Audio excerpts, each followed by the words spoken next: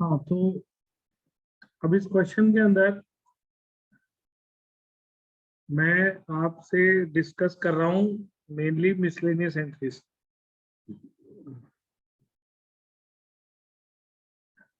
पहली एंट्री में आपसे ये डिस्कस कर रहा हूँ, cash receive from Shyam 8900 in full settlement of ₹9,000। यानी कि 13 जनवरी की एंट्री है कि शाम से हमें कैश रिसीव हुआ 8,900 इन फुल सेटलमेंट ऑफ 9,000। अभी आप ऊपर देखोगे तो हमने शाम को गुड्स कितने के बेचे हैं? 20,000। इसका मतलब है हमने उससे पैसे लेने हैं 20,000 रुपए, मगर वो हमारे से ना 9,000 का हिसाब कर रहा है, 9,000। तो वो एंट्री होगी cash account debit, discount allowed account debit to Shyam. हमने कैश को डेबिट क्यों किया?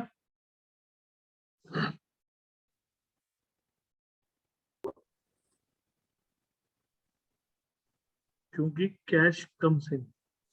हमने डिस्काउंट अलाउड को डेबिट क्यों किया? लॉस। हाँ, debit all expenses and losses.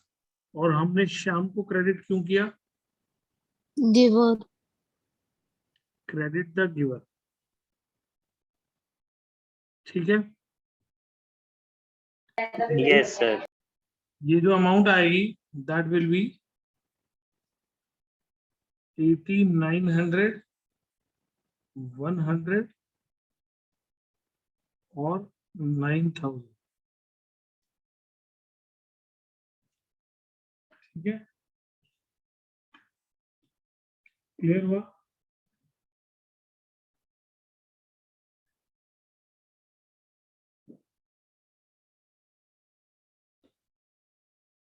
समझ में आया? Yes sir.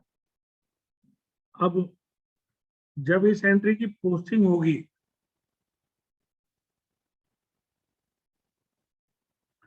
तो एक तो ये एंट्री कैश अकाउंट के अंदर पोस्ट होगी, एक एंट्री ये डिस्काउंट अलाउड के अकाउंट में पोस्ट होगी, और एक ये एंट्री श्याम के अकाउंट में पोस्ट होगी।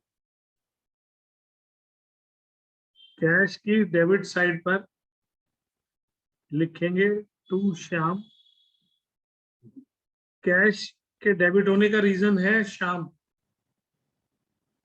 डिस्काउंट अलाउड के डेबिट होने का रीजन है श्याम, और श्याम के क्रेडिट होने के दो रीजन हैं, एक कैश एक डिस्काउंट अलाउड। यानी कि यहाँ 8,900, यहाँ 100, यहाँ 100 और यहाँ 8,900। एक तरह से ये इसकी दो एंट्री हो गई, मतलब दो इफेक्ट हो गए, और ये 100 रुपए के दो इफेक्ट हो गए। समझ में आया?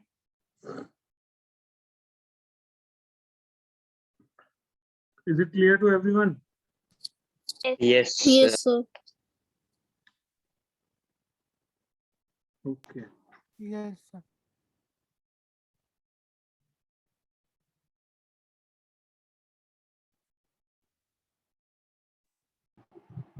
ठीक है, उसके बाद जैसे ये एंट्री है वैसे ही 15 जनवरी को बोल रहा है cash paid to Ram 1,700 in full settlement of 8,000। इसकी सीधी सीधी ऑपोजिट एंट्री हो गई, Ram debit to cash to discount received 8,000, 7,900 और 100 रुपए। अब 16 जनवरी को वो कह रहा है Shyam become insolvent and a full and final dividend of 60 पैसे रुपीज रिकवर्ड फ्रॉम हिम। तो ये एंट्री मैं अलग से अलग कलर में ही लिखता हूँ।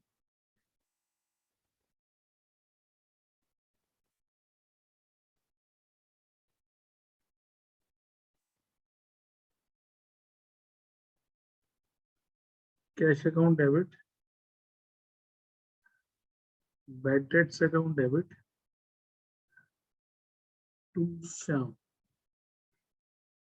इस एंट्री की बात कर रहा हूँ, 16 जनवरी। इस एंट्री के अंदर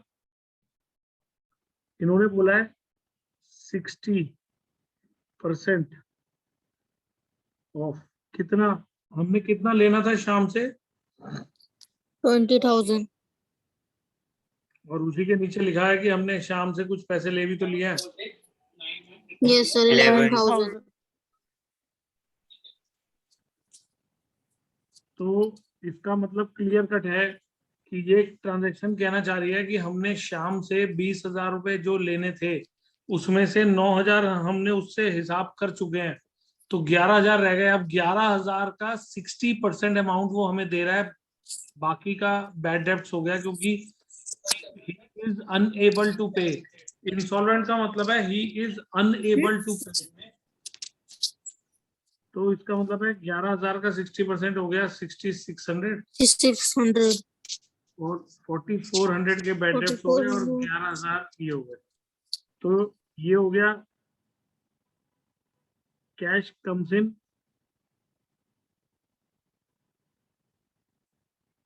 बैड डेब्ट्स हमारे लिए एक लॉस हो गया, और श्याम इज द गिवर। ये क्लियर हुआ? Yes, sir. Yes, sir. अब 18 जनवरी की ट्रांजेक्शन है, received cheque for a bad debt written off last year.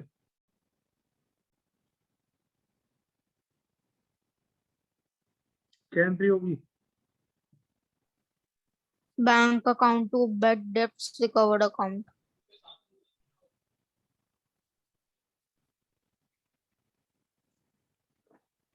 Clear हुई सबको, बाकी लोगों को? Yes, sir.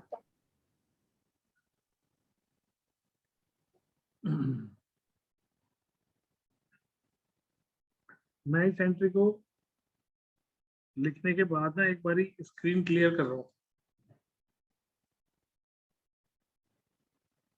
Bad debts recovered account, ये हमारे लिए इनकम हो गई, और बैंक इज द रिसीवर, क्योंकि चेक से पैसा मिला है तो बैंक के खाते में जाएगा, मतलब बैंक अकाउंट में जाएगा, तो बैंक रिसीव करेगा हमारे बिहाफ पे, तो बैंक इज द रिसीवर। ठीक है, यहाँ तक क्लियर है? Yes, sir. Yes, sir. Yes, sir.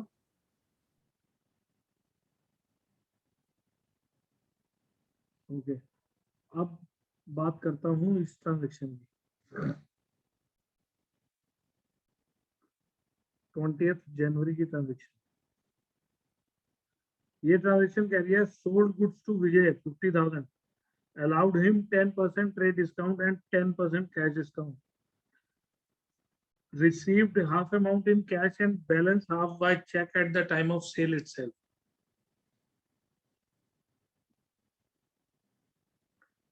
इसकी एंट्री बनेगी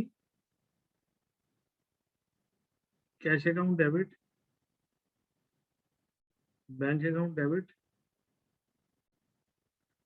discount allowed account debit to sales account. पहले तो ये एंट्री क्लियर हुई, तब तो मैं अमाउंट बताऊंगा कैसे आएगी। Yes, sir. आधा पैसा कैश मिला है, आधा पैसा चेक से मिल गया है सेल के वक्त ही, यानी कि इसमें उधार कुछ भी नहीं है, बस इतना है कि आधी पेमेंट कैश आधी payment cheque, but there is no credit. ठीक है, Yes, sir. तो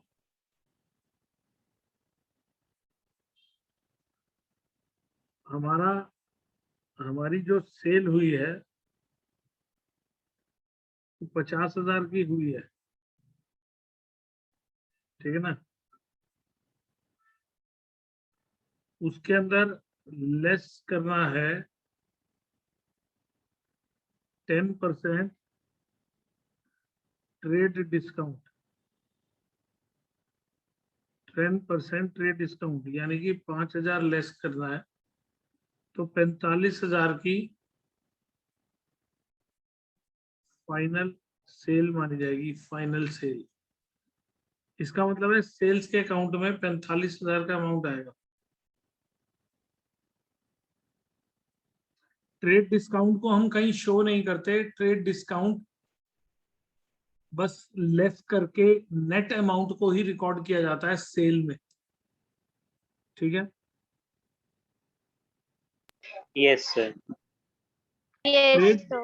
trade discount is not to be shown in the books, क्योंकि वो हम गुड्स को बेचते वक्त ही दे देते हैं, तो ट्रेड डिस्काउंट रिकॉर्ड नहीं होता बुक्स में। वो काटने के बाद की अमाउंट को सेल माना जाता है, जैसे कि 45,000 यहाँ हो गया। अब इसमें से वो कह रहा है कि 10% का कैश डिस्काउंट मिलेगा, मगर कैश डिस्काउंट तभी मिलता है जब पैसे अभी दे रहा हो वो पर्सन। अगर उसने उधार किया तो पैसे तो कैश डिस्काउंट नहीं मिलेगा, अगर उसने पैसे हाथों हाथ दिए तब कैश डिस्काउंट मिलेगा। अब यहाँ पर उन्होंने बोला है आधी अमाउंट, सॉरी, आधी अमाउंट कैश और आधी अमाउंट चेक। आधी अमाउंट को कैश दे रहा है, आधी अमाउंट चेक। मेरा आपसे सवाल यह है कि 10% का कैश डिस्काउंट क्या चेक वाली अमाउंट पे भी मिलेगा? No, sir. Yes, sir. Yes, No, sir. sir. No, Yes. no, sir. Yes sir.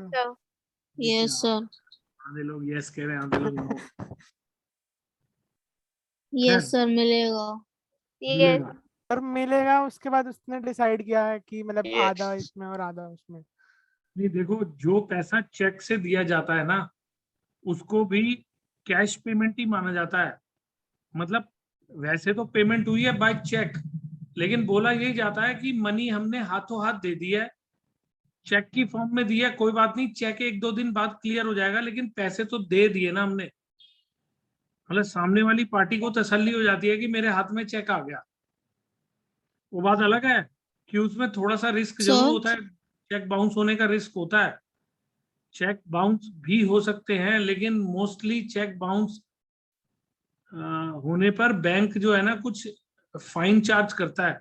तो कोई भी बिजनेसमैन बेमतलब से चेक नहीं देता किसी को, वरना चेक बाउंस हो तो दोनों पार्टियों के पैसे कटते हैं, मतलब चेक जमा कराने वाले के भी और चेक देने वाले के भी। हाँ जी श्रेयांश, क्या कह रहे हैं? सर ये बोल रहा था अगर चेक बाउंस हो जाए तो क्या होगा? देखो 80-90% केसेस में चेक बाउंस होता नहीं है, क्योंकि रियल लाइफ में कोई भी पर्सन अपना ना नाम खराब नहीं होने देना चाहता, क्योंकि बिजनेस में एक बार किसी का नाम खराब हो जाए ना तो फिर लोग उससे बिजनेस नहीं करते। तो अगर उसके ऊपर ये मतलब ये बात फैल गई उसके लिए कि इस बंदे के तो चेक बाउंस हो जाते हैं, तो दुनिया उससे चेक लेना ही छोड़ देगी कि भाई इससे चेक नहीं लेना, कैश लो कैश। तो चेक जनरली अगर कोई देता है तो वो क्लियर भी होता ही है। हाँ, कोई बाई चांस किसी फॉल्ट की वजह से हो जाए चाहे, वो अलग बात है, मगर वैसे चेक क्लियर हो जाते हैं। तो सर इसमें 10% टोटल कैश चेक दोनों पे मिला के 10% ही डिस्काउंट मिलेगा ना? मतलब इसको आप ऐसे भी कर सकते हो कि आप पहले इसका आधा आधा कर लो, मतलब ये 45,000 का हाफ हाफ कर लिया मैंने, उसके बाद इसका 10% अलग निकाल लिया और इसका 10% अलग निकाल लिया और दोनों का लेस करके अमाउंट निकाल ली।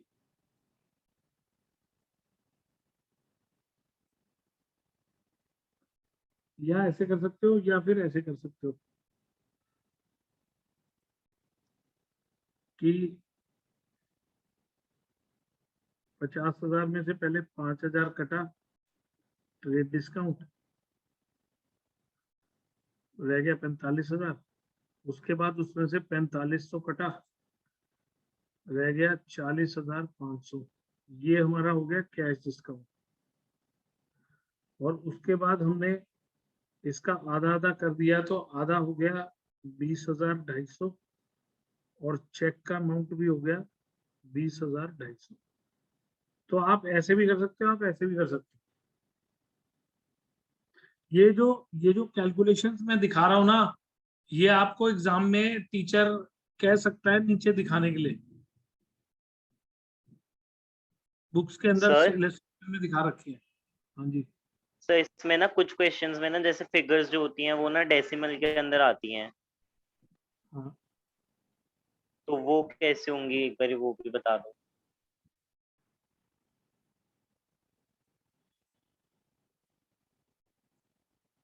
मान लो ये 3 फिगर्स हैं, तो मैं इसको तो ये लिख दूंगा, इसको ये लिख लूंगा और इसको ये लिख लूंगा। मतलब नियरेस्ट रूपी पे राउंड ऑफ कर दिया करो, उसमें कोई दिक्कत नहीं होती। Okay sir. अगर अगर कभी भी आप मैकडोनल्ड्स या डोमिनोज या कहीं पर भी जाते हो और वहां पर बिल आता है ऐसा, ये बिल आता है, तो वो ऑटोमेटिकली उसमें ये जो 0.3 है ना, यानी कि 30 पैसे हो गए, ये 30 पैसों को राउंड ऑफ करके हटा देते हैं। यानी कि आपसे वो मांगेगा कि 4494 रुपीज दे दो। ठीक है। Okay, ये sir. और अकाउंट्स में कहीं पर भी ये चीजें गलत नहीं मानी जाती। कई बार स्टूडेंट कहता है सर हम राउंड ऑफ करेंगे तो उसमें कुछ पैसों का फर्क आ जाएगा। मतलब मान लो कोई कहे कि इस केस में कोई कहे कि भाई मैंने तो 4494 ले लिया, कोई कह रहा है मैंने 4495 ले लिया। अब दोनों सूरतों में 1 रुपए का डिफरेंस आ गया, किसी ने पीछे राउंड ऑफ कर लिया, किसी ने आगे कर लिया।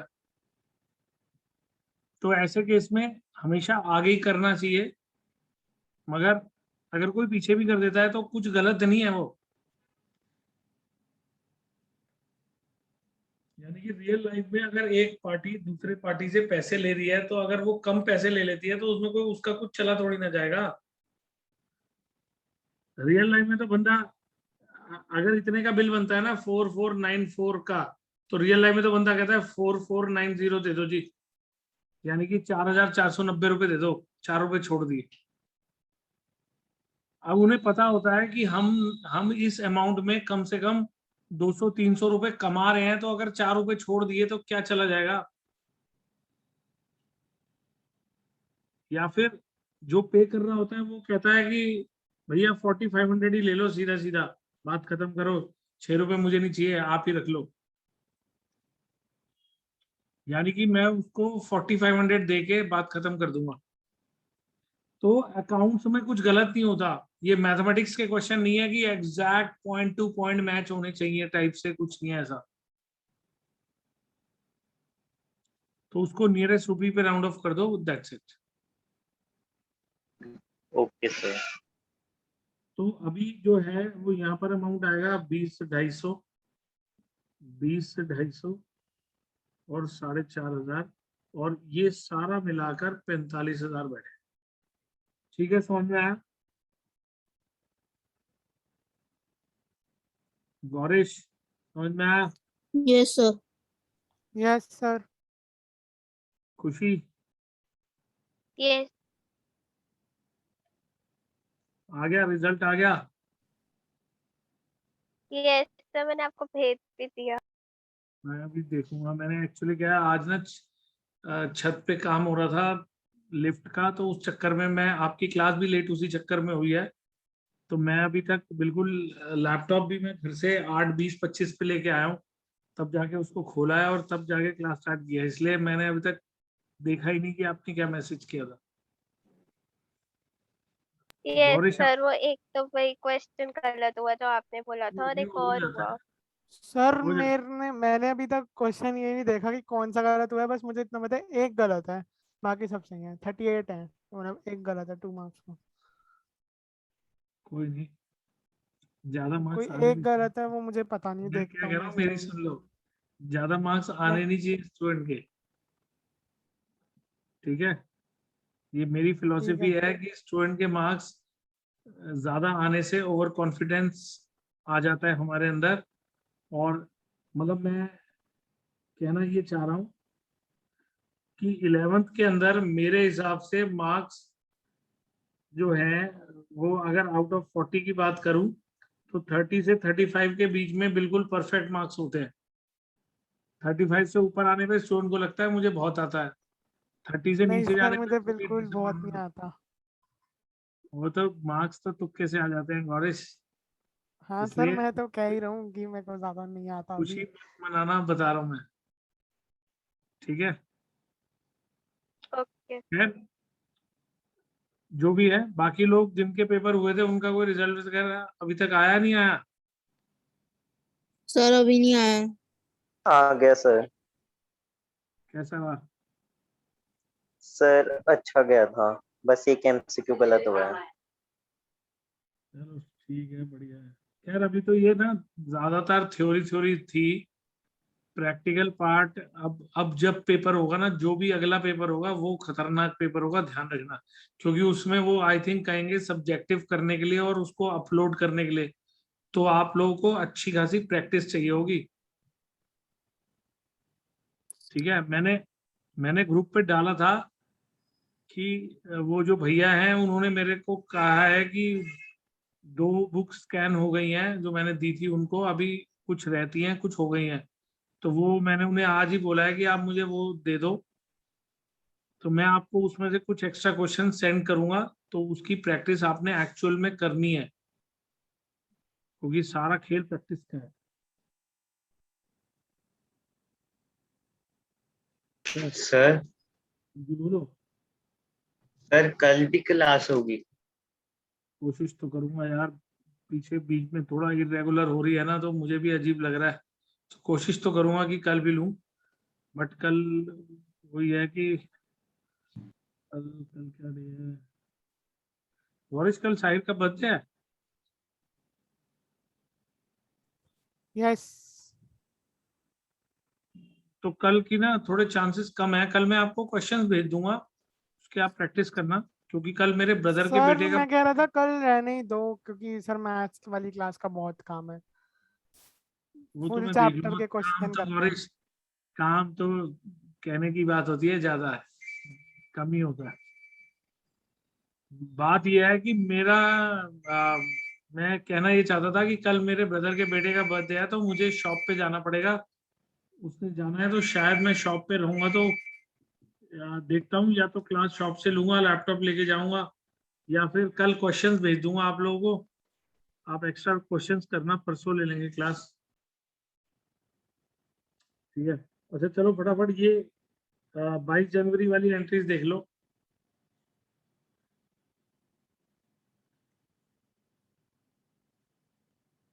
22 जनवरी को यहाँ पे उन्होंने 3 एंट्रीज दी हैं, और 25 जनवरी की भी 3 एंट्रीज हैं। एक है आउटस्टैंडिंग रेंट,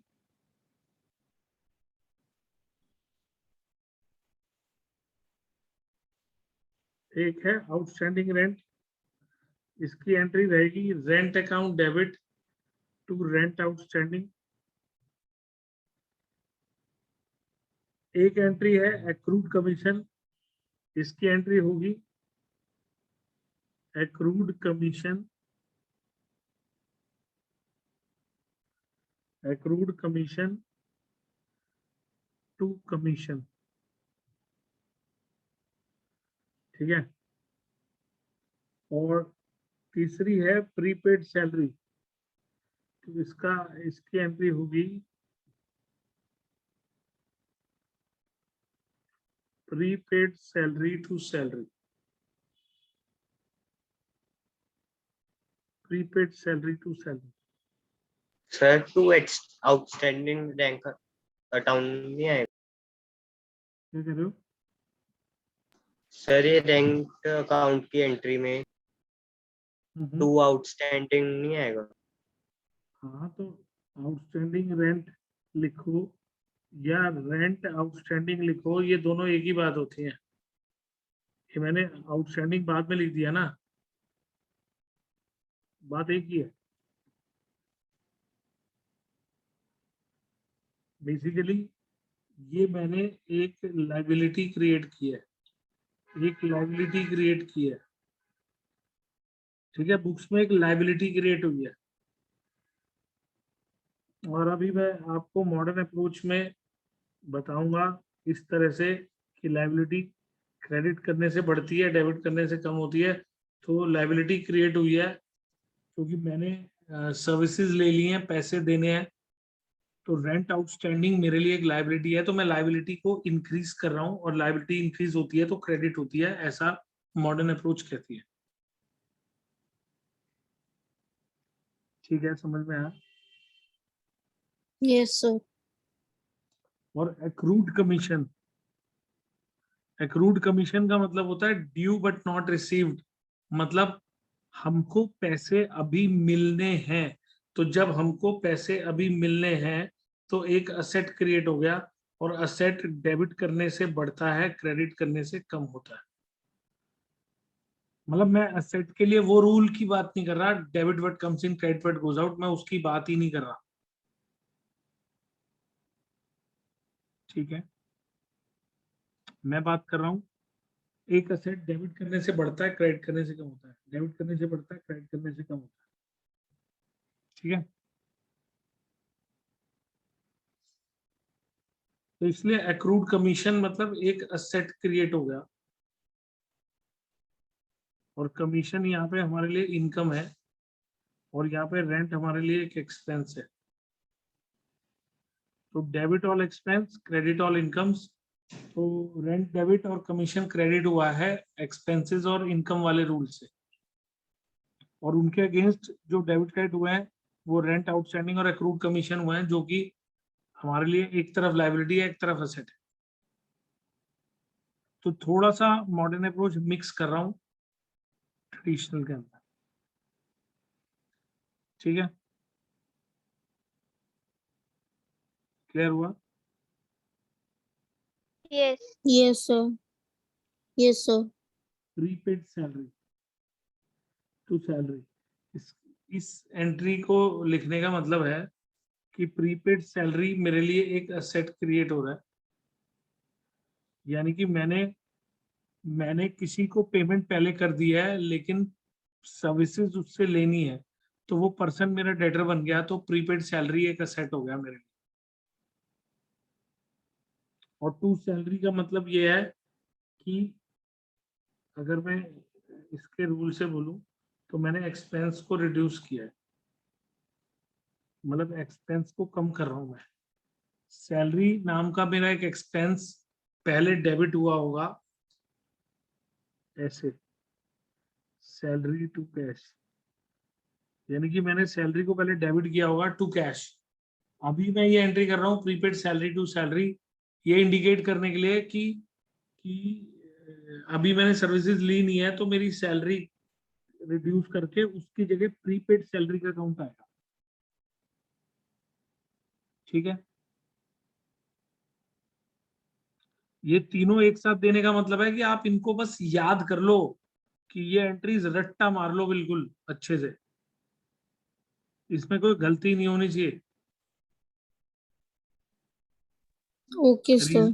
रीजन मैं आपको देता रहूंगा, बार बार देता रहूंगा, कभी मॉडर्न अप्रोच कभी ट्रेडिशनल अप्रोच मिक्स कर करके रीजन दूंगा, लेकिन आपको ये एंट्री फिर भी याद होनी चाहिए टिप्स पे। ठीक है, उसके बाद ये तो थी ये तीन एंट्री, उसके बाद हमारी आती है ये तीन entry, good given at charity, goods destroyed by fire, goods taken over by owner for his personal use. अभी क्या है, हमारा एक परचेज अकाउंट है। परचेज अकाउंट कौन सी कैटेगरी होती है? सर मतलब क्या बताना है, क्या कैटेगरी मतलब? परचेज अकाउंट एक असेट होता है, एक लायबिलिटी होती है, एक्सपेंस होता है, इनकम होती है या कैपिटल होती है? एसेट होता है। नहीं, गलत बोल मत देना श्रेयांश, किसी को टीचर काट देगी question. Expense. Purchase is always treated as an expense. Purchases को, और सर, हाँ जी बोलो। पर सर अकाउंटिंग इक्वेशन में तो परचेजेस जैसे नहीं जब नहीं, भी हम हम स्टॉक देखो अकाउंटिंग इक्वेशन में हम हेडिंग रखते थे स्टॉक की, तो स्टॉक को तो हम एक असेट कहते थे।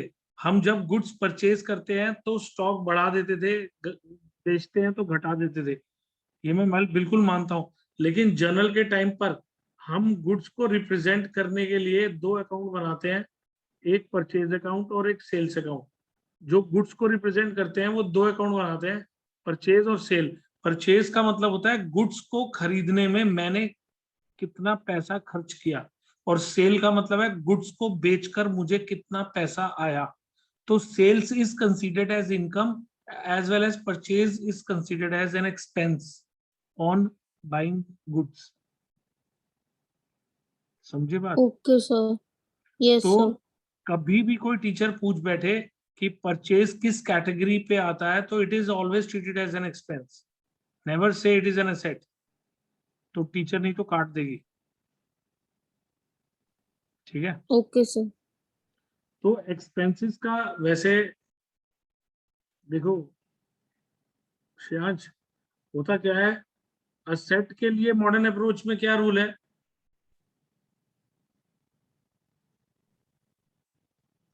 Debit plus credit minus. Yes sir. और एक्सपेंस के लिए क्या रूल है? Debit plus credit minus. तो इसका मतलब है आप उसे कुछ भी सोचकर डेबिट करो, डेबिट तो वो हो ही रहा है ना, डेबिट तो वो हो ही रहा है। Yes sir. तो बहुत सारे स्टूडेंट उसको गलत समझकर डेबिट करते हैं, लेकिन फिर भी उनका ठीक होता है। वो फंसते सिर्फ तब है जब किसी एमसीक्यू के अंदर ये पूछ लिया जाता है कि purchase account is which type of account, और चार ऑप्शन दे देंगे तो स्टूडेंट हमेशा गलत कर जाता है, ठीक है? Yes sir. तो अभी 2 जनवरी की ट्रांजेक्शन है, परचेज गुड्स फॉर कैश 70,000।